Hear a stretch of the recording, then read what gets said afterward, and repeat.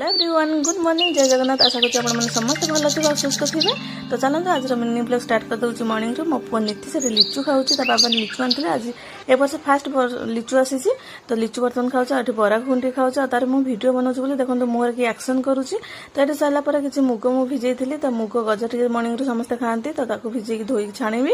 ତ ଏଠି ମୁଁ କରିଥିଲି କିଛି ମାନେ ଚଣା ଭେଦେଇଥିଲି, ତାକୁ ଧୋଇବି କାହିଁକିନା ଚଣା ମସଲା ଟିକେ ଆଜି କରିବି।